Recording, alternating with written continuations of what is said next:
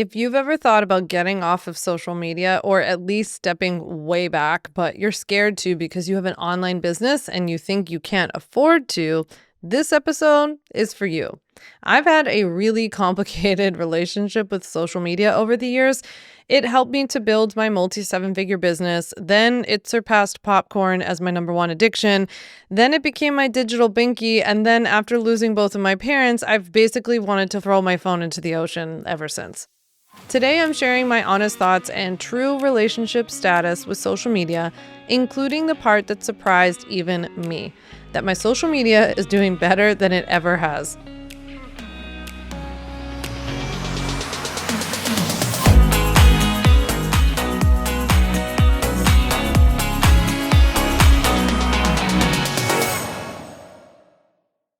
If you're new here, I just want to welcome you to On Your Terms. And if you're returning, thank you so much for listening. I appreciate you so much. On Your Terms is a podcast for online business owners who want to be as present in their lives as they are profitable in their businesses. And we can build really profitable businesses off social media. That's just the truth of it. Social media is a fantastic tool to reach a lot of people. It's a marketing channel. That's all it is. It's kind of free advertising, although I would probably make a pretty big argument that there should be a big fat asterisk after free, that it's not really free considering it costs a lot of us our mental health and our time and probably our posture and our sore necks. But in general, it's a great tool to use to build your business. And I couldn't have built this business without it. I couldn't have started off without it. That's for sure. But I also know that we're here, a lot of us, because we're not just our businesses, right? Like I hope that I'm a lot more than my business, and I want to live a lot more of my life offline than I do online.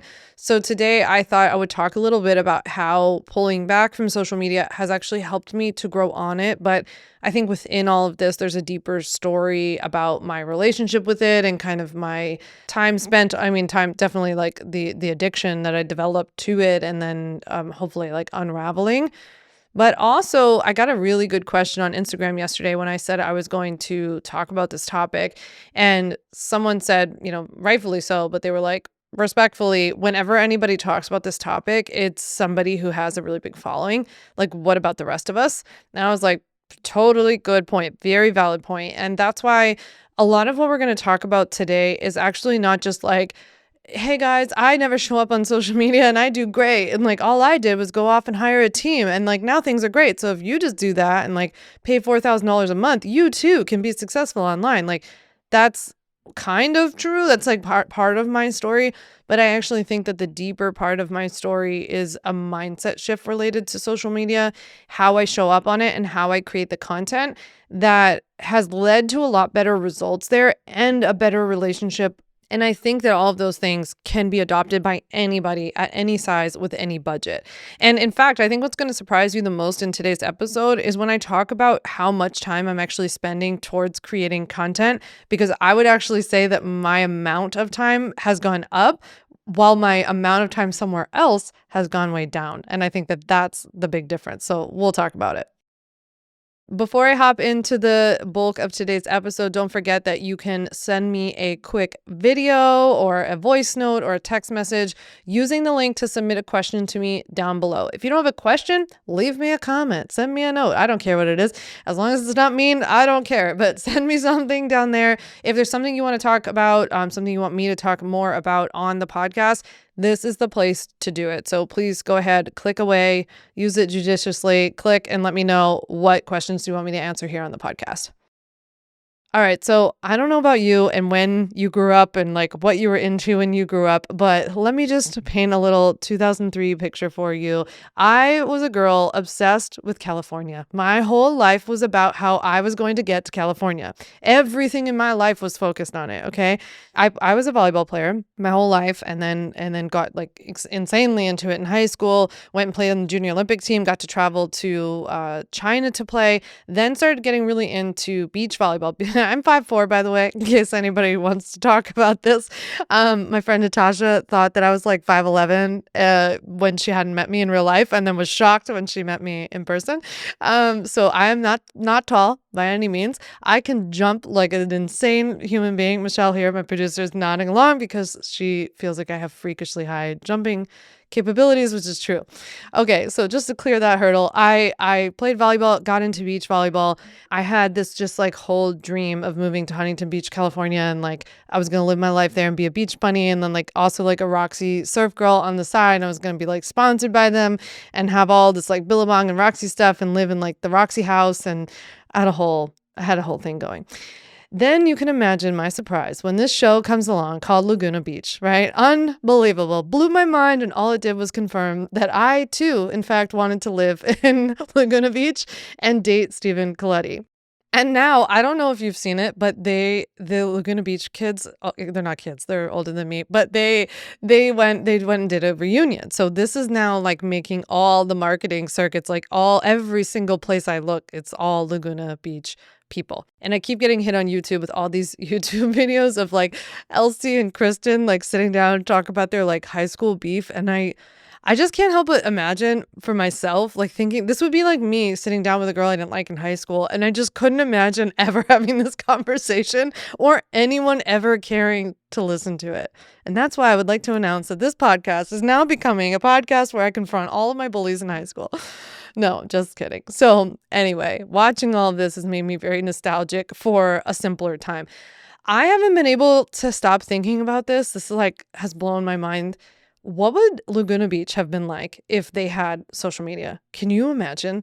Can you imagine what their life would have been like? What like would have happened to their careers? Like I cannot picture it. I would have been a woman addicted. I wouldn't have been able to go to school. I would have been sitting there figuring out like what was Stephen Coletti doing and all of that. And when I think about like how like I don't know, envious, jealous, like reminiscent I am about that time, I realize honestly how bitter I am. Like how bitter I am about social media and everything that's happened. I'm so like grizzled and old about it where I'm just like, look at what this has done to us and it's ruined society. And like, that's just honestly where I'm at with it. I can see and feel how much disdain I have for social media. And yet I am on it every single day. I'm on it every day. I'm there running a business on it that's bigger than anything I'd ever imagined building. I have a Instagram following that I don't think is anything to write home about, but I can tell you in real life, people automatically treat me differently once they see it. I've seen it happen where people have treated me like shit to my face. And then literally the very next time I see them, they go, oh my God, I didn't know that you have this. And now they're nice to me. It happens all the time, all the time. And so I have this thing. It's like, it's so strange to me. I feel like I'm in the middle of it where I'm like, I hate this thing. I kind of need it. I mean, I recognize I don't need everything is a choice. Like I could say I just don't want to be on it anymore, and then I'd have to just take the consequences of what that means for the business and for me. So many of you feel similarly where you're like, I hate this thing, or I don't love it. I don't like how it makes me feel. I don't want to spend all this time on it. Also, I kind of feel like I have to for my business, or I have some sort of obligation there. I have to say, like when I started my business, social media felt fun. I mean, for one thing, I had a much better attitude about it, that it just felt so like, it felt like free money, like free house money that you were playing with, because it was just like, wait, I can just go on this thing, create some content, and then like people just see it and then they want to buy from me. Like just the fact that that like cycle could happen and I didn't have to pay for it felt like such a privilege. Like and I still feel that. I definitely still like when people get really pissy about social media, I'll usually just be like, it is what it is. Like it's a gamble, you know, like people act very entitled when they talk about like the algorithm changing and they don't like that this happens or that happens. And it's like, well, we're not guaranteed. Nobody told you like this thing is guaranteed to be this way and it's free. And if you don't like it, we can go somewhere else and like market our businesses that way, you know? So I still have that like somewhere in between attitude, but I felt, I guess, a lot more of the just like excitement of the opportunity and potential of this platform back then. I also hustled my little tush off on social media and elsewhere to get my business out. And admittedly, I think this is what started to build a really unhealthy relationship with it, is like, I don't think I've ever played slot machines before, but I've seen a lot of people do it in Atlantic City because I'm from Philly. And I kind of envision this thing of like, I would go on social media, post something, it would go well, and then I'd be like, oh my God, I want to do it again. Like it's the equivalent of like pulling the lever, like you hit, you want to go again, pull the lever, hit, go again. And it's really, to me, developed that pattern in myself. And I think that me honestly having an unhealthy relationship with it and being so addicted and being on it so much and all of that built the business that I have today. Like there's no way around it. That hustle period definitely did it. On the one hand, I have this opinion that I think like everyone has to go through a hustle period. I don't think it has to be so unhealthy or so extreme, but I do think there's a hustle period regardless. And I think like most of our anxiety, I can build a very well crafted story about how that anxiety actually helped me and like got me where I wanted to go. And that may be true, that like obsession and me being like, I have to build this has to be successful did help me, but that it no longer serves me. Right. And so like something that used to work for you maybe just doesn't anymore.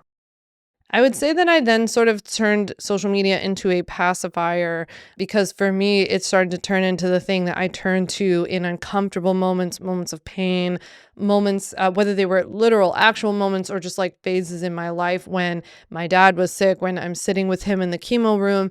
I literally, when my dad used to get chemo, I took him to all of his appointments and I would sit there and I could not physically see them poke his chest. He had a port in his chest, and I could not physically look at them poking him in the chest with this thing because to me it was like, well, for one, I mean, I don't mean this in like a weird maha way that like chemo is poison, but I obviously it's not great, but he had terminal cancer and there's, if you've not been down that path, I really don't want to hear what you think about it. It's like, that's the truth of it.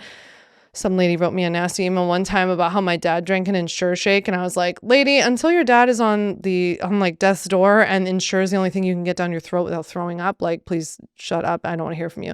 So anyway, I just honestly, I feel like, just take me at my word that it felt like poison, but I understood he needed it. Right. And so I couldn't even look at it. So I would look down at my phone and then I would scroll Instagram and then I'd be like, oh, a food video. Oh, a dog video. Oh, an animal video. Oh, here's a dog and an elephant that became best friends. And then like, an hour later, my dad's done his chemo. I'm completely vegged out, like hadn't looked. And repeat that every single day for years and years of him being sick. It was also the thing that I turned to when I felt nervous or uncertain about the future. And something tells me this is something that you can relate to, which is like when I would have my more kind of like second guessing myself moments in my early stages of my business, I would look to Instagram for probably confirmation of what I was feeling. So if I felt like, oh, this other person is so much more successful than me because they've already done this or that, and then I would go to their profile and be like, see, look how much more engagement they have, or look at this giant speaking gig they got, or look at how they already got a book deal and I can't get one. And I would use it to like almost look for the reasons why things weren't working for me or why they weren't possible for me, almost as a way to like count myself out. And then my parents died, both of them, same year. And I wanted to just honestly throw my phone into the ocean. I mean, yesterday somebody wrote to me and said like, people don't understand until they lose somebody like that you just start to, you like reorganize every single thing in your life. Like everything gets reprioritized. You look at everything differently. You see the world differently. And social media just made me angry. Like at first it was like, how can you guys all be having fun when this like gigantic thing just happened? Like I kind of felt like I was like standing in the middle of the room, like screaming for an emergency and everybody was like just still partying around me. That's kind of what it felt like. And then it just started to become like a place where I would go to see everybody else's like family photos. And I'd be like, oh, well, that's nice. You have a family. My family's dead, but that must be nice, And then I would see world events and politics. And obviously for many years now, that's just made me filled with rage and anger and sadness and frustration, right?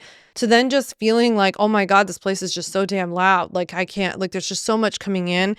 I think that started to really, really build when a lot of video content came in and specifically like really fast-paced short form content started to come in that was like a la TikTok. That to me is when it started just like bubble and bubble and bubble. And at the same time, I was feeling very alone and very isolated in my life because my family had just died. I had moved away from where I was from. I'm from Philadelphia. I moved to New York. And then I would turn to this thing that's called social media and I would just feel worse. It was not social at all. I felt more disconnected than ever. I actually wrote about this the other day, what this has actually felt like the grief, the addiction to the phone and social media, the disconnection that I keep bumping into everywhere I go. And I thought it would be fun to try something a little different here. And I thought I would read to you what I wrote. And then I'm going to come back and talk to you a little bit more at the end about how this has impacted my ability to show up on social media, how and why I think my social media is actually doing better now than it ever has before, and what my recommendations are to you if you want to adjust your relationship to social media, regardless of how far along your business is, how much revenue you're making, or how many followers you currently have. So far this year, the law has been cracking down on online business. And in my humble opinion, if you're running an online business or plan to start one in the next 6 to 12 months, it's really important to get informed about which legal foundations you need to have in place ASAP. I've got a free legal class that helps you learn how to start an online business the right way. It's called 5 Steps to Legally Protect and Grow Your Online Business. And in it, I'm going to cover the 5 simple steps that you need to take to create a business from scratch or make the one that you've already started legit. Sign up for my free legal class right now by clicking the link down in the show notes or head to my website, samvanderwielen.com. Let's declare this month as the month you'll inform yourself about what you need to have in place. After all, nobody is going to do this for you. You have to do it, I'm sorry to say. And I want to help over 10,000 people this year start an online business before 2026 ends. If you can't find a time that works for you, sign up anyway because I will send you the replay. I'll even send you a private podcast link so you can listen to the replay on the go. So press pause, my friend, click the link in the show notes to register for my free legal class right now. All right, have you done it yet? Because I will literally just sit here and wait for you. I'll have my podcast team insert Jeopardy music while you go sign up. It's that important. Or maybe we'll just have to use crickets because Jeopardy music might be copyright infringement. Or maybe I'll just sit here with some awkward silence. All right, you did it. Good job. I'll see you at class. I can't wait. Now, let's get back to the episode.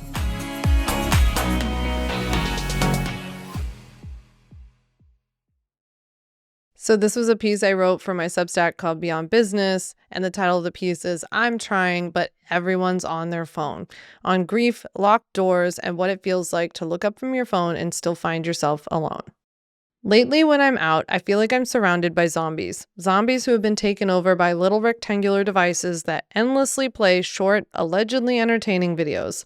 They never look up. They're so closely hunched over their phones that it could perform an endoscopy. It might sound like I'm about to write a piece ripping everybody's phone usage to shreds, but that's not really what this is about. This is a story about someone, me, I am the someone, who's grieving the loss of both parents and re-entering what feels like an entirely new world. I've spoken about this many times, but since losing them, I've never felt so alone in the world. I have a wonderful husband and the world's cutest dog, but I'm telling you, until you're in my seat, you do not know how weird it feels to be in the world without the people who brought you here. The word I always come back to is untethered, because all I can picture is me as a little girl floating around the world, holding onto a string of a balloon that's been ripped off its base. As I try to find my way in the dark of this new-to-me world and connect with something, anything, I feel like I'm running into a series of locked doors. As I try to open each one, I'm met with resistance. Zombies staring at screens. I'm not talking about all this zombiedom from some high-up pulpit or anything. I'm saying it because I was/am one of them. I can feel myself stumbling out of the zombie coma, still disoriented, but also wanting to scream, what are we doing? We're wasting this one wild and precious life. I imagine as you work to undo any addiction, you start noticing how prevalent it is around you. If someone stops drinking, they're the one who notices the White Claw in their local pizza joint's fridge or the boozy brunches that start at 10 a.m. For me, my phone and the apps on it are/were my addiction. But now that I'm getting off the sauce, I'm noticing things I didn't before because my face was buried in my phone too. A few months ago, as I weaned off of it more and more, I started taking notes in a pocket notebook on what I saw. A mom and her 10-year-old son are waiting for their haircuts on a bench in front of the salon. Neither of them responds as I say hello after walking in the door. They're both hunched in the shapes of C's with their noses nearly touching their iPhones. They haven't said a word to each other or interacted the entire time. I feel a gut punch in my stomach. I'd give anything to sit on that bench and chat with my mom and dad right now. When the stylist calls up the son for his cut, he plops into her chair, still slumped over his phone. I wanted to tell the mom how cute her New Balances were, but she never looked up. I'm standing in line for Spaceship Earth in Disney World by myself. There are families and couples all around me, every single one of them on their phones. I try to make a conversation with them as we wait, but when I do, people look at me like I'm asking for their social security number in exchange for a free cruise. I have a "I'm celebrating my dad" Norm pin on my backpack, and I'm dying for someone to ask me, "Who's Norm?" I'd tell you how much he loved Costco and how I called him the accidental vegan. I'd tell you how much I miss him and that I'm here to honor our trips together. I'd tell you how hard it is to be here without him. I'm not trying to be judgy. I'm just noticing what I see. Of course, there are totally fine reasons for people to be on their phones. And while I agree with Mary Oliver that we have this one wild and precious life, it's also true that it's up to everyone how to spend theirs. Who am I to say that life is better spent off of devices? I'm going through this whole life thing for the first time, too. There are also so many good reasons to be on your phone. It lets us keep in touch with people we love. Cute dog videos on Instagram do, in fact, sometimes lift my spirits. And we have apps that help us meditate, work out, and eat better. As my mom always said, nothing is all good or all bad. But I know that not everything I see is the result of someone having a bad day or needing to check in with a loved one. A lot of it's habitual and systematic. In fact, I'd argue it's automatic and totally subconscious. In my defense, in many of these cases, I can actually see what they're doing, and 99.9% of the time, they're watching Instagram Reels or TikToks. I'm fighting the urge to yank out my phone while I wait for my coffee to arrive on the counter. I'm putting my phone away when I'm waiting in line for my harissa chicken kava bowl. And I'm trying, yet still failing, to do the most impossible thing: sit quietly in the doctor's waiting room without scrolling TMZ and the New York Times. It's not easy, and I don't always do it, but I'm trying to do it more and more and more. What I can tell you is this. When I do put my phone away, I feel better. I feel more clear-headed and present. I don't feel as jumpy and agitated as I do when I spend a lot of time on social media. Am I the only one, by the way, who social media makes you feel so agitated? But if I am doing it alone, I'm still looking up at a bunch of zombies. I feel so disconnected from the only world I ever knew, yet the new world I'm trying to navigate feels more disconnected than ever. Everything I knew to be sure is gone. I'm wandering around looking for something to grasp onto, something that feels as safe and familiar as my dad's hand or my mom's beach house railing. I stretch out my hand only to grasp the air. It's all gone. I haven't found anything yet, but I'm looking up. XO, Sam.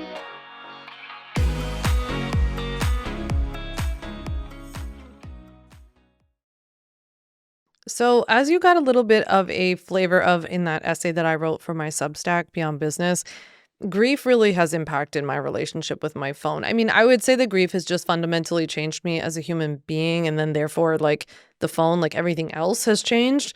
I think that when you've gone through this kind of like radical change, or like, what I feel like I've been like burnt to the ground and I'm like being rebuilt, kind of, is that you just start to reorganize and re-question everything around you. Like if your house burned down, God forbid, you, I'm sure, wouldn't put back the same mess the way it was before, right? You have this opportunity to do things over, to get a little bit better organized. At first, I think when my parents passed and I wasn't on social media or on my phone as much, I would say that my social sort of took a hit. But after a while, I found a really nice balance where I feel like I'm spending a lot less time on the app itself, but yet my content itself is performing better on the app than ever. So I thought I would share with you a few of the things that I've done and then what I recommend you think about doing regardless of where your business is at or how many followers you have. For one, I really leaned into the mindset that I picked social media up and put it down on my terms. I am not a victim of social media. I get to choose when I'm going to be there, how I'm going to be there, how often I want to show up, and what consequences I'm willing to accept in my business, regardless of how far along you are, right? Because if you're sitting here listening to this episode and you're like, yeah, social media makes me feel terrible, but I have to be there because I have a smaller business or fewer followers, that is still a story, because in your situation, you could actually choose to go out and find your customer base in other places other than social media.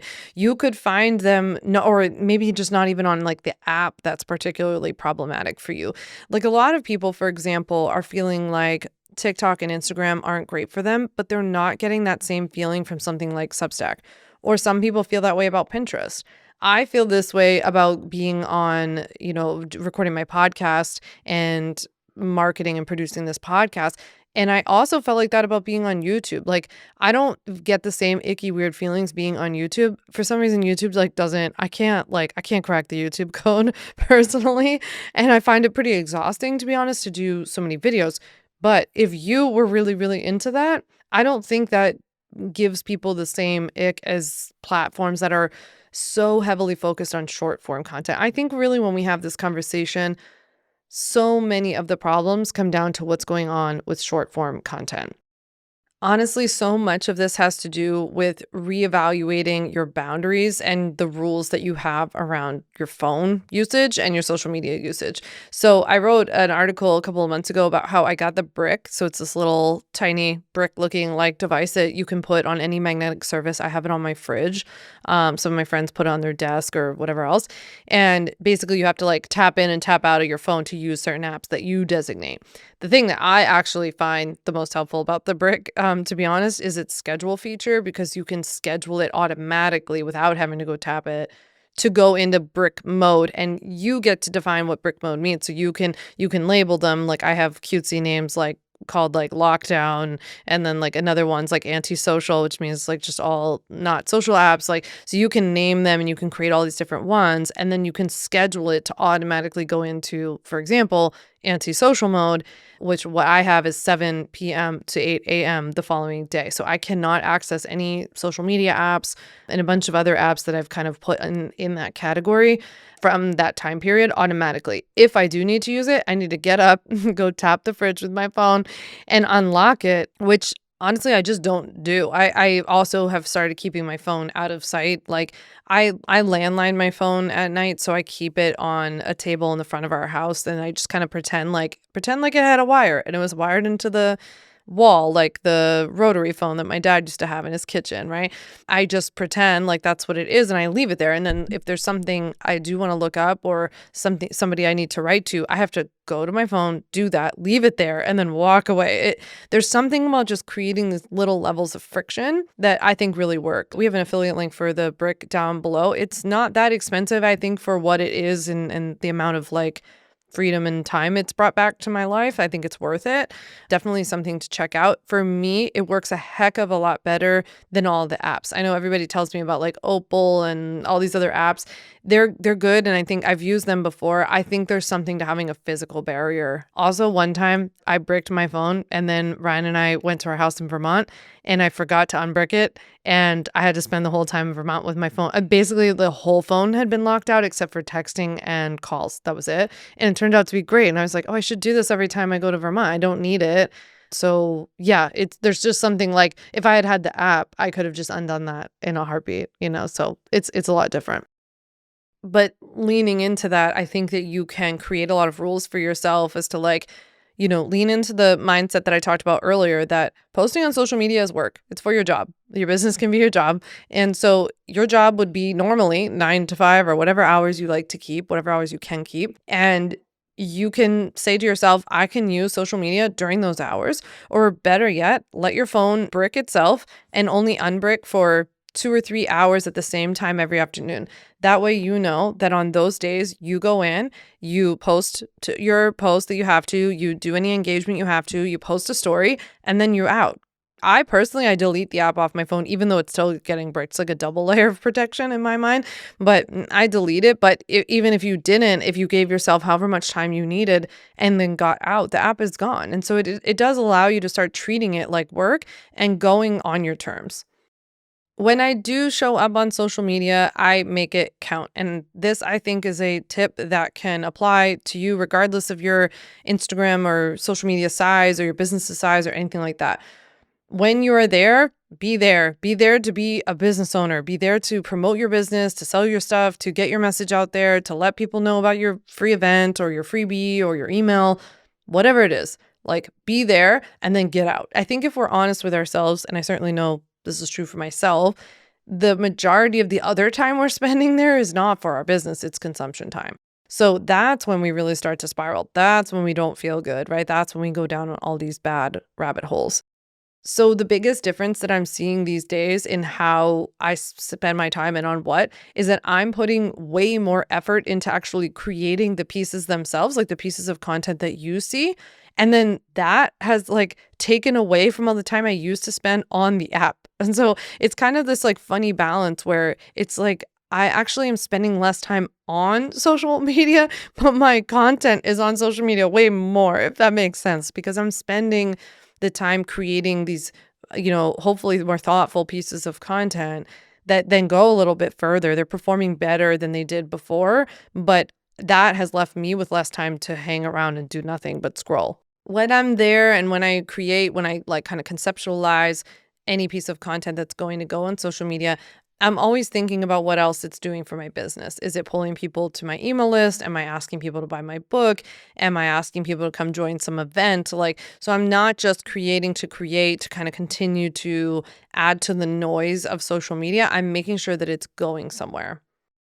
I pretty much only ever batch content these days. So I take 1 or 2 days per month and I sit down and I do a whole big chunk of creating posts. So this might look like a week or two ago, I sat down and I did 10 voiceovers in one day. So I had taken one day where I had written all the scripts for all 10 of these voiceovers. I knew the concepts I wanted to do, did a little research, looked at some examples of other people who in other industries who had done like a similar post, but I was going to translate it into like what I do. And then I conceptualized it, sat down, wrote the 10 scripts for these voiceovers. And then the following day, I just sat down and knocked out all 10 of these voiceovers in independent voice memos so that those could get laid over some B-roll. So just, regular everyday video of you doing something around the house or out and about or whatever. And all 10 of those pieces of content will have aired just in April. So I'm definitely not doing what I used to do, which was like, oh, shoot, it's Wednesday. I have to post. Okay, let me think. Okay, let me think of a topic. Okay, now let me sit down and record it. Now let me edit this real quick. Okay, now let me post. Oh, I got to write the caption. And it was just so hurried, let alone anxiety producing, and had me in that mode every single day. I think what's great about batching is that you can sit down and be in that mode, like really put your content creator hat on for the day, knock out however many pieces of content you need to in a day, and then you can get out of that mode again. You don't have to be in performance mode, thinking about how things are going to be perceived. You can switch back into taking care of your clients, doing more marketing in your business, writing your emails, whatever else you have to do. So I talked earlier about how sometimes a bit of this is about what you're willing to sacrifice. And I think the biggest area that I've learned and still am learning to sacrifice on are around Instagram stories. So you have to understand that when I started my business, Instagram stories were still very popular. Well, first, they didn't exist. Then when they came in, they were very, very popular. And it was something we spent a lot of time on. I used to do a literal training on Instagram stories every single day, which I cannot believe. And it expired in 24 hours. But anyway, I used to do this and obviously this has changed a lot over the years. And then it became like, oh, stories are a place to like show the behind the scenes and like the personal stuff and like more like a diary of your day and like taking people along with you, which still took a ton of time. And I've seen over time that even that is not quite the thing anymore and also starts to make me feel really tired and exhausted. And honestly, the thing I don't like about it the most is that it pulls me out of being present of whatever I'm doing when I'm out and about. Because when you get in the habit of doing what I was doing, which was like, oh, I have to post on Instagram stories every day to like, I don't know. I don't even know why. I just was like, oh, I guess I have to like be there, right? Like you have to be relevant. You have to be there or something's terrible is going to happen. I don't know. And so then when you're out and about, you're thinking like, I'm meeting my friend for coffee. Well, I need a video of the coffee, obviously, because now I need something for this. And then it just starts to get you thinking like that all the time. So I slowed down quite a bit on stories, definitely over the past year. And I haven't seen it made a big impact. I actually took this, tip or method from my friend Natasha. She's at Shine with Natasha on Instagram. And she was really the first one that opened my eyes to this idea that it's like she posts on stories when she posts. And when she does, she really just makes it count. And so maybe she does it, I don't know, I'd have to ask her, maybe 3 times a week or something. And you have to remember these last for 24 hours. So if you post on Monday, you're now going to have stories for like Monday, Tuesday. I don't think she shows up again until Wednesday and so on and so forth. So it's a very smart strategy actually of like you show up, you create like one good one.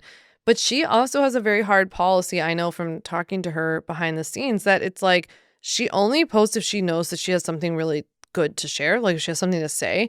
And if she's not feeling it, like whether she's having a bad week or she's traveling and wants to be present with her family, she doesn't do it.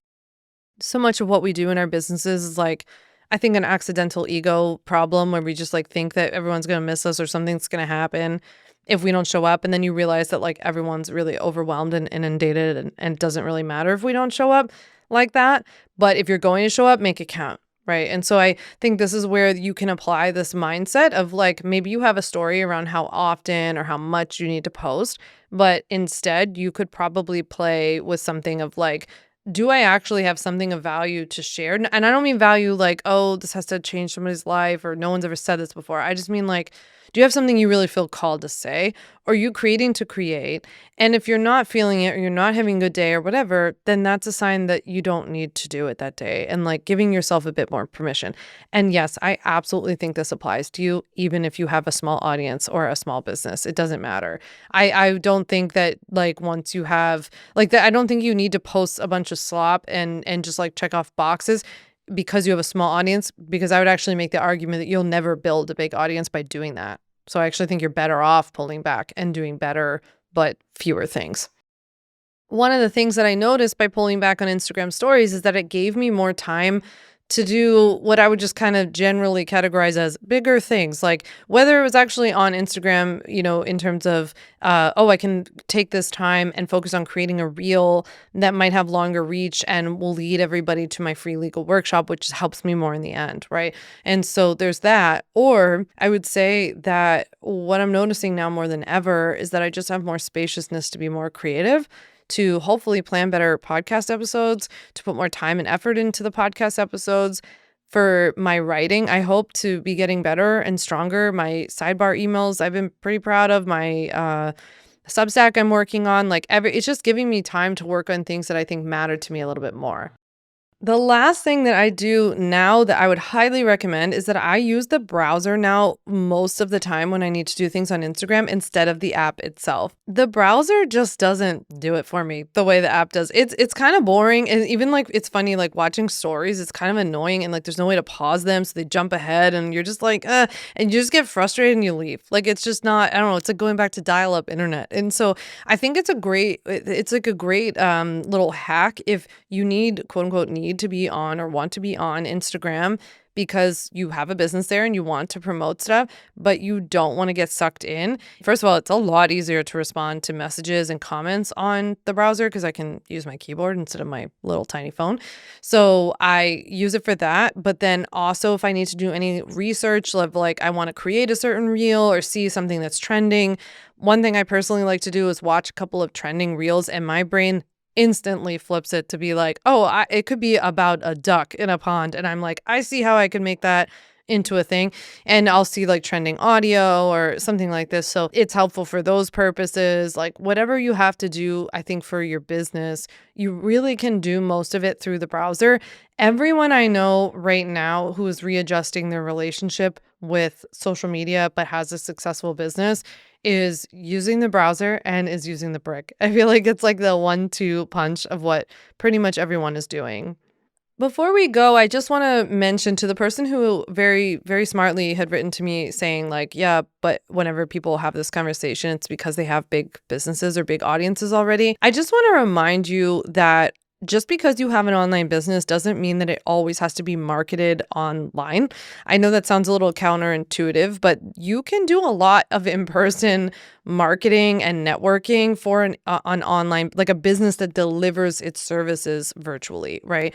So you can get out in your community and you can meet people. You can go to conferences and meet tons of people who then you could talk to through Zoom and go in and teach a training to their group through Zoom. Like, I just think sometimes people think too limited about this because we've grown up in such a like social media world now that you think that's the only way. It's not the only way. And depending on what you sell, like you might not need to sell as many, like I can't sell 1 or 2 bundles, for example, and keep this business afloat.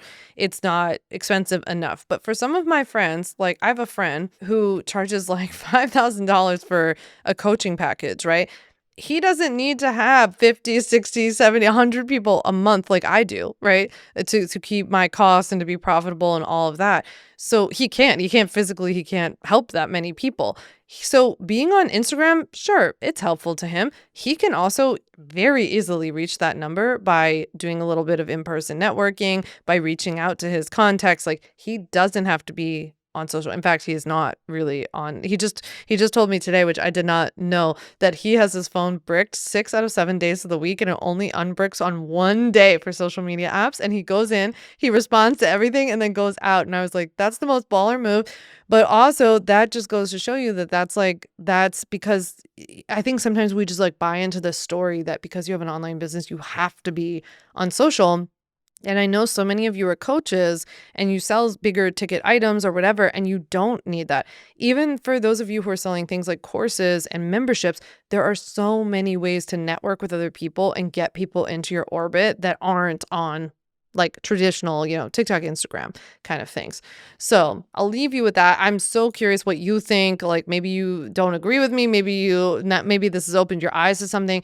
I'm curious to hear from you. You can reach out to me on Instagram at Sam Vander Wielen if you want. I do check. It'll just be on my browser. But I would love to write back to you from my browser and say hi, or respond to any of my emails. I read my emails and respond to you there. I would love to hear from you. Otherwise, thank you so much for listening. We are inching ever closer to our 300th episode, which I cannot wait for. We're going to have a big, I don't know, we'll have to have a virtual 300 episode party and that you'll have to come to. But I cannot believe it's been almost 300 episodes. Thank you so much for listening, and I'll chat with you next week. Thanks so much for listening to the On Your Terms podcast. Make sure to follow on Apple Podcasts, Spotify, or wherever you like to listen to podcasts. You can also check out all of our podcast episodes, show notes, links, and more at samvanderwielen.com/podcast. You can learn more about legally protecting your business and take my free legal workshop, 5 Steps to Legally Protect and Grow Your Online Business at samvanderwielen.com. And to stay connected and follow along, follow me on Instagram at Sam Vander Wielen and send me a DM to say hi.